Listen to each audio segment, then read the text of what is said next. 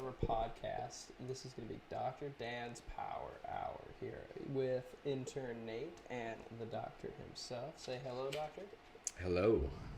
All right, so why are we starting this podcast? I really want you to start out with why do you want to start this podcast? Well, this is the perfect time, actually, to start a podcast because we got a lot of people out there that are bored and that are listening in on whatever they can to learn about, whether it's the coronavirus or taking some time to learn new things where they actually have some extra time, and it's a good time to get out there and interact with the community and other small businesses and try to get some feedback to see what the community is needing as well as how they're feeling, and see what we can do to support that. I like that a lot. Tell me about your background and your new location here. I know that we just moved. You and I personally, I guess on a personal note, we've been doing this together for about 6, 7, 8 months now, 8 or 9 months. Yeah, something like that. It's been a while. Yeah, been a while. But in this process together, we've moved. We've moved locations. We've gone through just about everything and back, and we've survived. So Totally, we're still alive. Yeah, right. The corona hasn't got us yet. Thankfully. So tell me about it. Tell me about background, new location, what we're doing here. My background. I guess I'm actually kind of a roughneck from the country.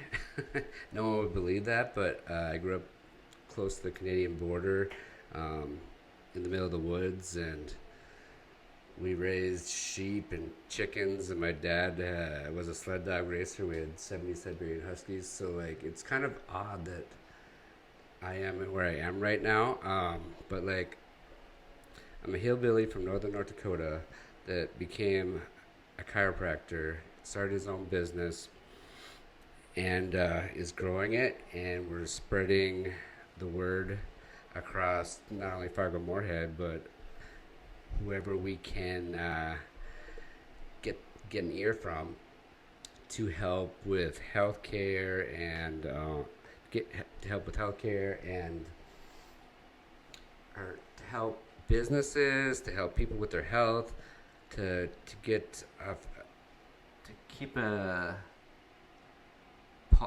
a pulse on what people are wanting out there in these crazy transitioning times. We not only have the coronavirus pandemic going on, but the world is changing in itself from the baby boomers to the technology age and the, what do they call them, Nate? What do they call you?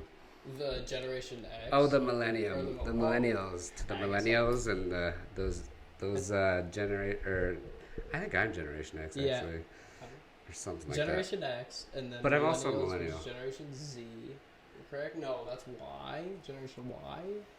That's the. Nobody cares about X and Z, but they just care about millennials a lot. It seems like. Very true. But so which I actually am, technically. I'm kind of in the gray area, but my medical background is I was an athletic training major at NDSU for 3 years, and then I went on to chiropractic school at Northwestern Health Sciences in Minneapolis. I completed my bachelor's and my doctor of chiropractic degree in about 6 years and a couple months. When usually takes people 8 or 9 years. I got out of school, kind of took a year off to get my boards done and figure out where I wanted to go next in life. And I ended up back in Fargo here because I had a lot of friends, and ended up working for a clinic in town. And I've never been the type to I'm not a good employee, but I'm a good You're a good self-employee. I'm a good self-employee, yes. You work really well when you work with yourself. I'm definitely an entrepreneur, like more of a visionary, creative introvert, I would say. And I have that like hard farm work ethic that was like drilled into me for years and years. So I've been a chiropractor for 10 years. We just recently moved over to our new location in West Fargo. It's Balanced Chiropractic and Rehab now, but we're transitioning into a integrated practice. We're bringing in a nurse practitioner to in the future offer primary health care to people, since the big hospital systems don't really offer that very well anymore. You don't get your own doctor, and things get missed a lot, and we're here to change that.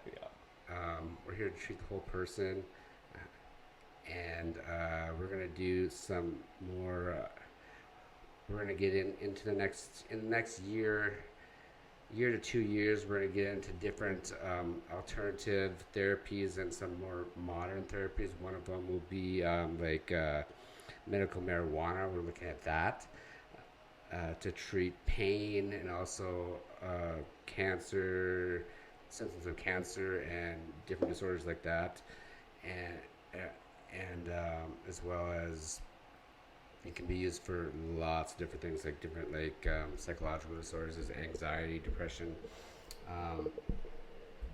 That's one thing we're looking at in the near future, to become one of the first clinics to offer that in town.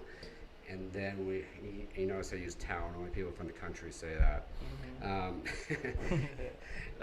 do that too. The next thing that we're going to get into is regenerative medicine. I do work with a clinic in Mexico that I refer patients to that will treat anything from like autism to multiple sclerosis to cancer, to different psychological disorders, and especially joint disorders. We do that, but we refer to them now. They're kind of like the Cadillac of like stem cell therapy, but we're gonna start offering like platelet-rich plasma therapy, as well as autologous stem cell therapy that we can do in the U.S. that's cheaper,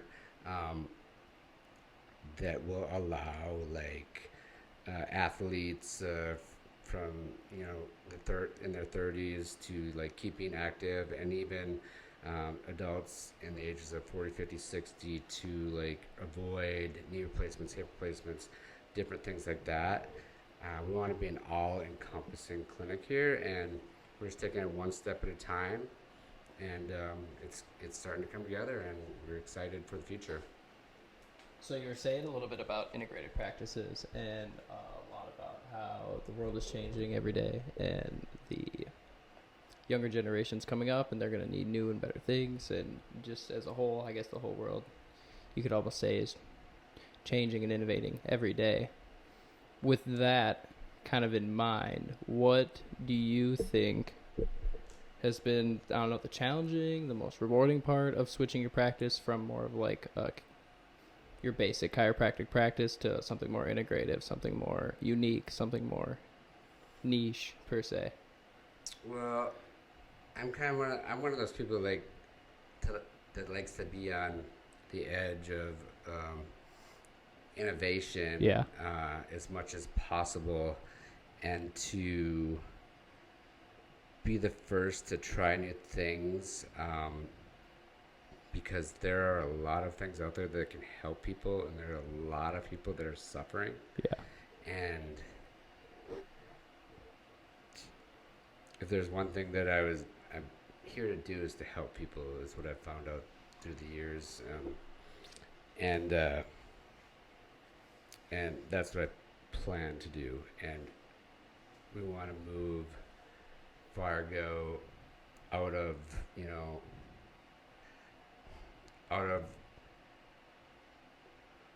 want to get people in the Fargo Morehead area options. Like, Do you think that Fargo has a really restricted chiropractic?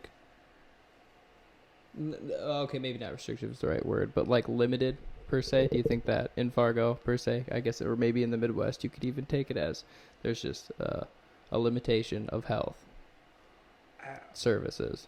I think we're on the edge of like a new era in health. Mm-hmm. We're on the edge of a new era in health, and I want to help usher that in.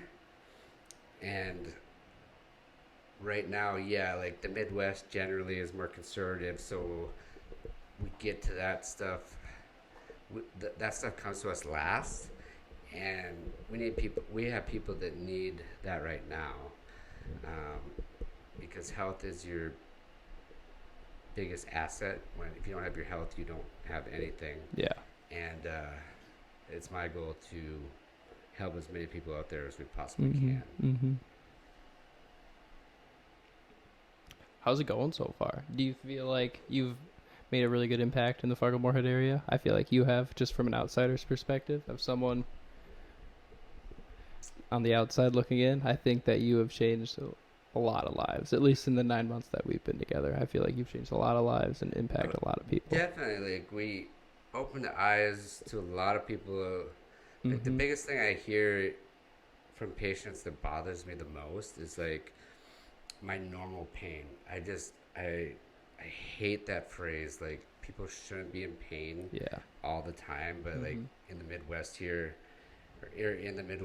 we are so stoic and don't want to, show our weaknesses, and we want to like keep a good face and be like everybody else, which is, it's not authentic, and like we don't need to do that anymore.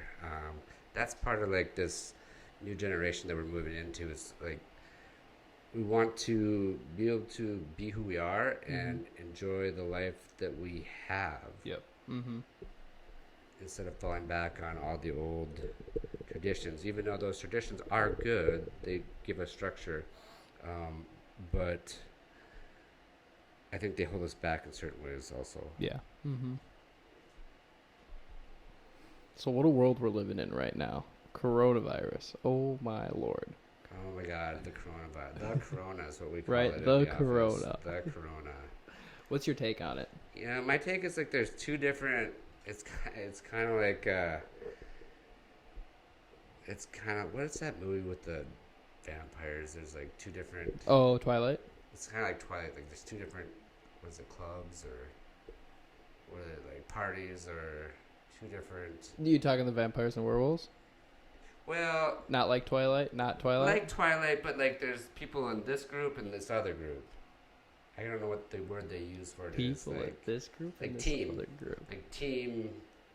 XYZ. Yeah, Team Jacob and from Twilight. Yeah, that's what you got. That's what it is. Like, there's two teams here, and it seems like it depends on how much the fear rises, which it does like every week.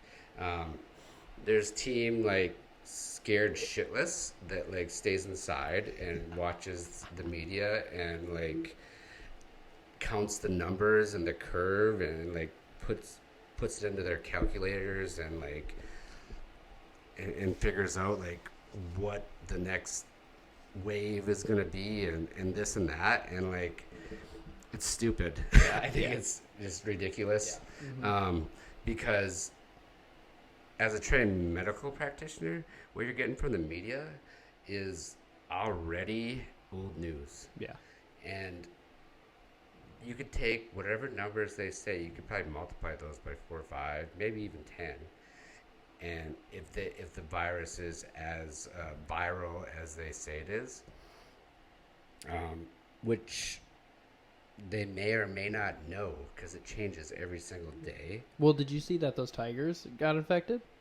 Tigers? Yeah, a first case of tigers that got infected in a zoo. Oh, I thought you were talking about that tiger show everybody's talking Oh about. no, not Tiger King. The- No, I yeah, haven't I saw watched it. that I yet. saw it today on Twitter. First case of.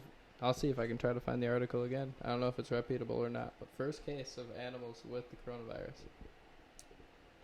Okay, so what happened to them? I honestly didn't look too far into it. Let me get back to me on that. Get back to me on that Okay. weird. So the coronavirus, the common cold is a coronavirus. Corona, I believe in Greek it stands for the sun or rays of the sun. Maybe it stands for rays. You can fact check that if you like. But it's a cold virus. It's an upper respiratory cold virus that it's novel, which means it's new. It, according to the CDC and the WHO, the WHO, World Health Organization, it's going to affect 70% of the people. We're going to catch it, just like we catch the cold every year, just like some people catch the flu every year, or not every year. They don't catch the flu every year, but like you're going to get it. But like what's going to happen is the definitive thing. Like, what are you going to do so it doesn't affect your lungs? That's what people need to think about. And that's what they don't say anything about on anything I've listened to. They just say, hide in your house and you'll be okay, which you're not. Like, it's going to still infect you. There's people outside moving around all over the place. You get mail. You go to the grocery store. If you think like a little mask or something like that is going to really stop you from getting infected, I would think again. Yeah. And I would look up the statistics on that. You can fact check that. But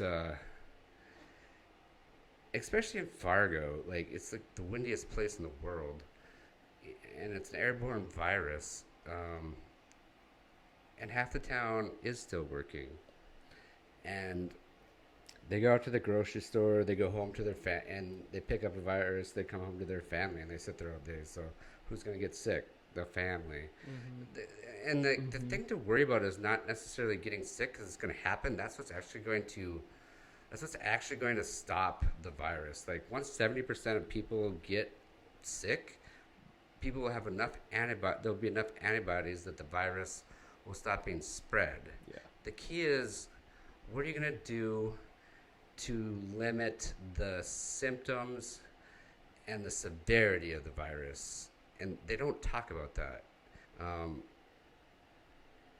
Some really simple things to do are vitamin C, vitamin D, which we'll be getting since the sun's going to come out here in a month, hopefully. Vitamin C, vitamin D, apple cider vinegar to fix your pH, to keep your pH proper in the body, and get rid of the American diet, which everybody, I know in Fargo, not everybody, but in Fargo, a lot of people are sitting at home drinking. Yeah. And they're getting out of their structure, and they're getting depressed. They're watching more TV. They're getting more anxious. They're getting more irritable, and you can see the face masks coming out. You can see the gloves. Because what are you going to focus on if you don't have your work? That's one of people's biggest meanings in life is their work and their family. And I'm not saying that we shouldn't social distance. I'm not saying that by any means. But I think somebody out there should be saying you should prepare your immune system, optimize it by getting proper rest, 7 to 8 hours a night, staying off screens, limiting time watching the news and on Facebook. Like everybody's on Facebook and every other social media channel right now. Like liquor stores are open, so people are getting drunk more. Like you can't be drinking and hard on your body during this time. You want to be building it up with proper nutrients. And that's what I am preaching to my clients. And so that's team one, the people are scared shitless. Yeah. And then there's team 2, like the people like that they know they're gonna get it. They're going to, maybe get sick. They maybe not. They might think it's a conspiracy theory, something like that. But they know like our economy is like tanking, and they're scared too because like they can't feed their families possibly, and their businesses are going.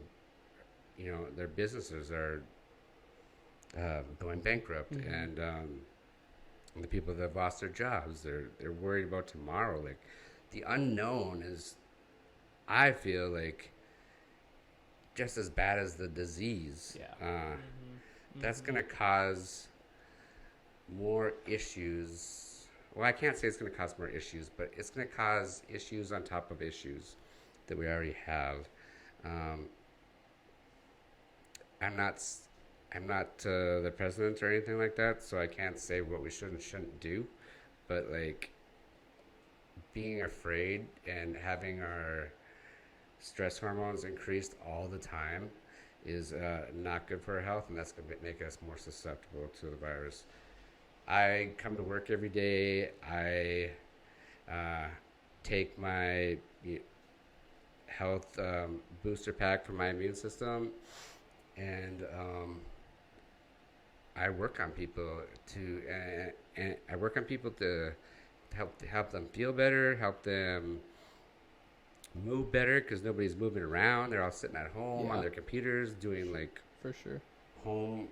They're teachers now. They're teaching their kids. They're more stressed about that because division has changed and math has changed. I know all you moms out there, like everything's changed since we were kids, and they're having to become teachers, and some people aren't even doing that for their kids. Yeah. So like, what are we doing? Is my question. And that's just a question. I'm not like proposing that we should do something different. It's just a question that I believe everybody should ask themselves. If you are, there is a third team too. If people over 50, over 65, especially once you hit like 70s, 80s, most people that die, the end stage is pneumonia, because their immune system, their body systems are just too weak, and actually it's their own bacteria that end up like killing them. So I think the coronavirus is kind of helping that along. The way that our government is going about protecting those people seems not great, because we got nurses that are going in and out of these hospitals and dialysis clinics. They're going home, and those people are going to get sick too. If they want to take care of the people in the nursing homes, people that are on dialysis, people that have like autoimmune deficiencies, you have to quarantine those people, and the nurses and the doctors, and the government is not ready to do that, or I doubt is going to do that.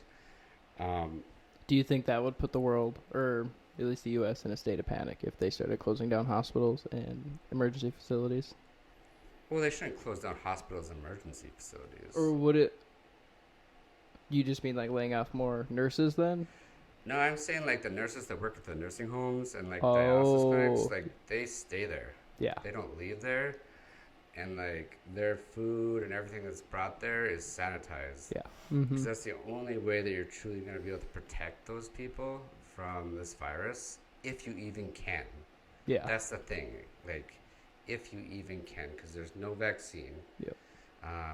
It's a virus. Like, a virus isn't even alive, technically. It's a piece of information, an organic piece of information that floats around, and it gets in your cells, and then it multiplies by changing the DNA in your cells, and it kills them, and then it keeps multiplying and multiplying and multiplying. And that's what happens if the virus gets in your lungs. It's so progressive that you get what's called acute respiratory distress syndrome, and pneumonia happens incredibly quick, and that's why people have to go on respirators. So anybody that has any type of lung type issue and they get sick and they feel like the first hints of that, they should go right to the hospital or ER, because it happens so fast that that they do need that medical attention. I think in North Dakota, it's not going to be even close to as bad as other parts of the country, because we're the least populated state in the United States, I believe. Yep. I thought like Alaska had less, but I think we're actually the least populated. And we're pretty distanced out. Like we have like Fargo, Bismarck, Minot. Well, Fargo is what, 30% of all of North Dakota's population as a whole. So, just think about that. Yeah. Like, I'd say what? Isn't there like 3 million people? Or no, that's there's not 3 million. Yeah. There's like maybe 300,000. in Minnesota. 3 million people. Oh, in all of Minnesota? Yeah. Maybe. Okay. I don't know. And because I know. There's probably 300,000 in North Dakota. Yeah, because I was gonna say based off of that, there's like. Yeah, like, and that's like a big suburb in some, like a city like New York or something like that. So we compare ourselves to New York, and it's just not going to happen like that. Like, I've talked to people. Oh, my virtual assistant lives in India, in a town of 3 million, and like they're on quarantine. Like they don't get mail, they don't get food delivered, they don't get anything. Like, she's growing stuff in a garden in her backyard, but like she's not that scared though either. It doesn't seem like it's as terrifying there as it is to people here, but that's a whole different culture.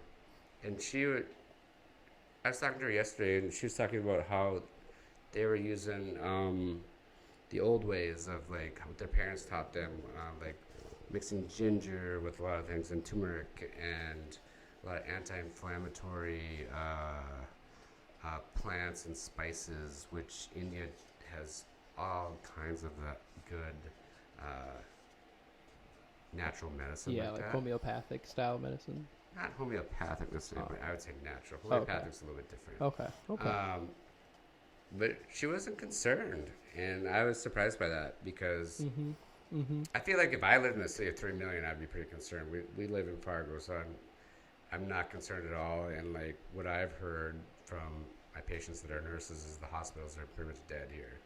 Like they're not overrun, no matter what. I know they're not overrun, no matter what people think. And we'll probably see the peak of this, in the next month. And we have plenty of ventilators in North Dakota, and they're guaranteed they're making a shitload of them all over the country. Yeah. So I am not really too concerned about North Dakota. But like bigger cities like Minneapolis, they're gonna have issues. What other big cities are close to here even? Like Denver will be the next one. Denver will probably have some issues. Maybe the altitude will help. Chicago probably will have issues. Yeah. For sure. I'm surprised we haven't heard more about Chicago. I know. I'm surprised too. I think the reason is because it's in the Midwest. Because both of the some of the centers of the epidemic are either Washington and California. Yep. And that's the closest to China. And then New York, and there's New York and Massachusetts, I believe. And all those states, like, there's a lot of people that travel internationally. And I think so it's starting on the coast and will move inward. And it's gotten here. But we'll see what happens in the next month. But I just really feel that that we're blowing it out of proportion. Do you think in North Dakota we will hit our peak and plateau within the next month? I think we will. Yeah. But like, I'm not an epidemiologist. I'm just a chiropractor. Oh yeah, right. I know. Yeah, right. I know a lot about health, but Yeah. I would say the next month and a half, as long as the virus doesn't change. Yeah. I think we will hit a peak. But then I think what's going to happen is they're going to let the ban off, and people are going to come out of their homes, and we're going to have a little bit of a resurgence, and then it's going to go away. So I think it's going to last about 6 more months, and then I think it'll be done. And we just got to hope that next year. Yeah. What about next winter? The big thing would be like next year. Is the virus going to stay the same, or is it going to change like the flu? Is it going to change like the cold? Mm-hmm. Because viruses like this in history have gone on for years and years. So that's the thing to worry about, is that mutating and changing. Yep. Because then you can't make a vaccine, and it can get worse and affect different groups of people. Yep. So that would be the biggest thing to worry about. But like, there's not any control that anybody has over that. And the biggest control I think that you can have is to actually like keep yourself calm, do yoga, meditate, play music, like play guitar, instrument, eat well, sleep. In the chiropractic field, we really emphasize supplementation to like really bulletproof your immune system with like nutraceuticals that we get that are the highest grade possible. You can't buy in stores, and we have a limited supply of those here. And I think that's the best way that we can do that. And then also it's just to help each other out. Like at our office, we are doing community care packages to people that don't have cars or can't get out or don't have a lot of money, and we have volunteers that are helping to take those packages out to people. And we're looking for people to donate some of the things that they've hoarded, such as toilet paper, since that's not even a main symptom of this disease, of this virus, so it's pretty ridiculous to hoard that. And we're actually going to start making our own hand sanitizer here and giving it away with each treatment to help people out a little bit. And we'll do a video on that, and people can make that in their homes too. Yeah, that'll be coming in a few days. Yeah, it should be in the next few days. Yeah. Hopefully by this weekend we can start doing that. That'll be kind of cool. I got a question for you. What do you got? So, actually, before I get into the question, I did find the tiger thing. Oh, you did? Yeah. So, real quickly, Bronx Zoo, New York. When a tiger tests positive for a novel coronavirus, the immediate question is, what about other cats?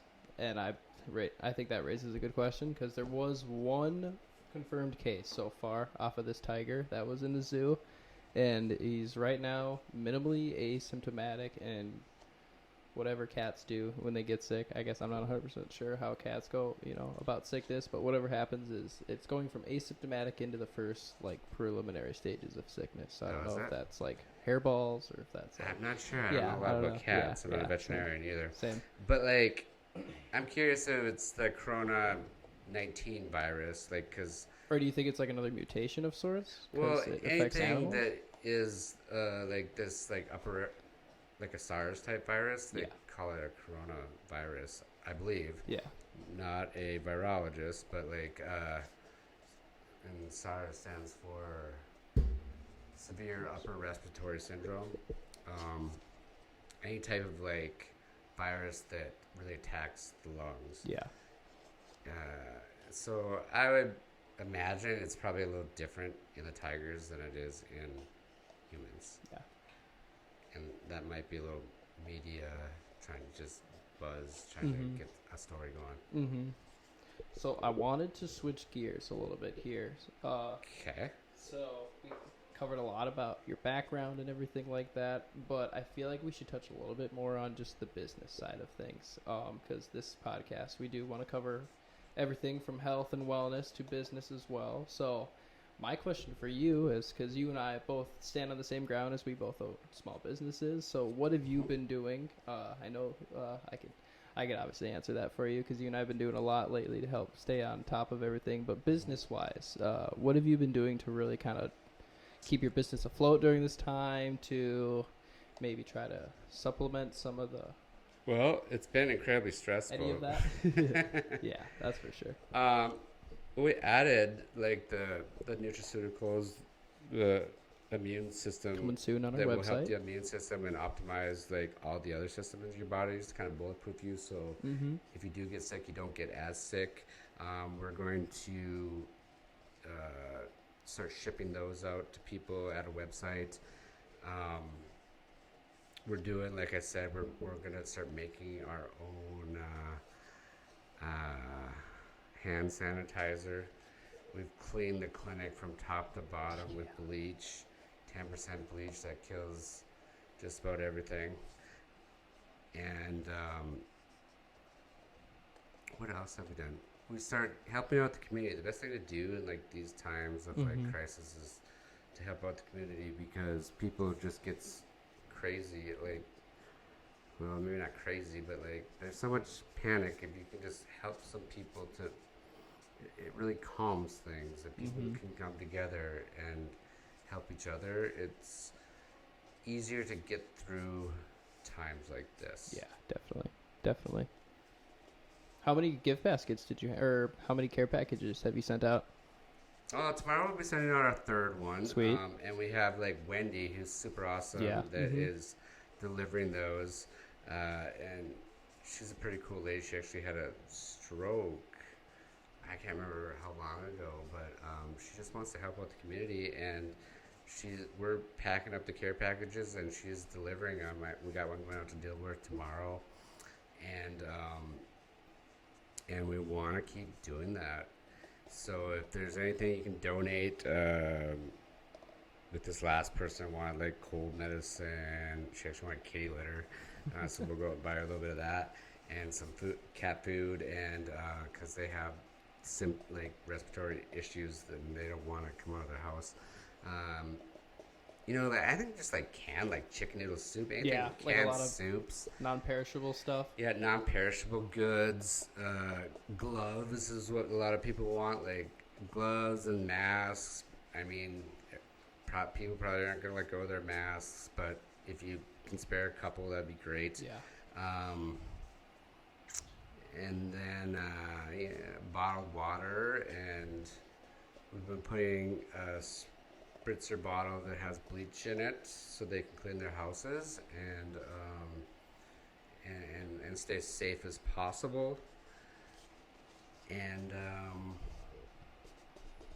basically just trying to fulfill the requests that they have, and asking the community if they can get those items, or I'll just go pick some up at the grocery store.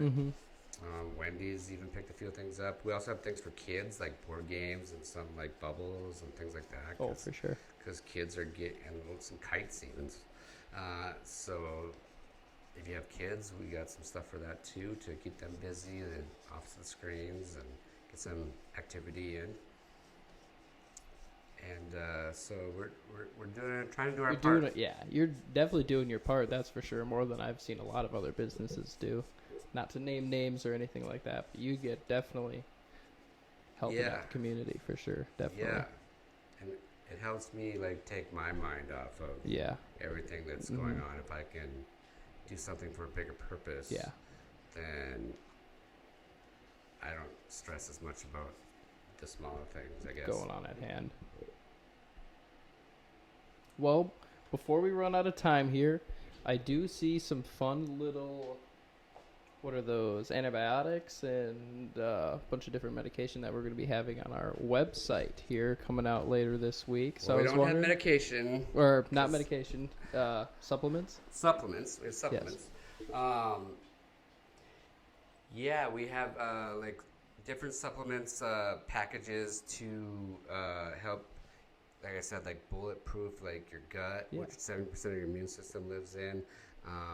Special immune supplements that have enzymes in to break down the different herbs and like the vitamin C's and E's and D's, so that you actually absorb them and use them. And we got a glutathione recycler. Glutathione is one of the most powerful antioxidants in your body, and that you need to fight off or to kill free radicals. And free radicals are what viruses create, and our body creates that makes us age and makes us sick. So we want to get rid of as many of those as possible, and we have one pack that is for when you just a preventative pack, and then we have a health booster plus pack that has like a viral symptom, like it has a supplement that will help decrease symptoms of like virus, or so like stomach issues and fever, and like has a lot of natural like herbs that have antibiotic type properties. So with the pack, but the difference between the plus pack and just the regular pack is you should get the plus if you already feel that you are infected, or Well, I was thinking about it, and like you should probably get the plus. It depends how often you go out and about, but like you should get the plus, so you have the supplements to fight or to optimize your immune function before you can possibly not get sick. And then once you're sick, you're not going to want to come out of your house to get the extra viral pack. So I would get that with it. And then if you're starting to feel like cold symptoms, just like start taking that one 3 times a day. Okay. That's what I would recommend. All right. Well, that will all be out on our website here shortly. Look for that. Look for the videos for that on Facebook. I'm just wrapping up editing those videos and everything like that. So we'll be putting out those videos soon on Facebook. So look out for that. Doctor, thank you for joining us on our first episode, Dr. Dan's Power Hour. Everybody, everyone, thanks for listening. If you stuck around this long, and get ready because we're going to be trying to get these out once a week, Monday or Tuesday. So look for them early in the week. We'll be covering lots of different things. So, Totally. Yeah. So thank you so much. And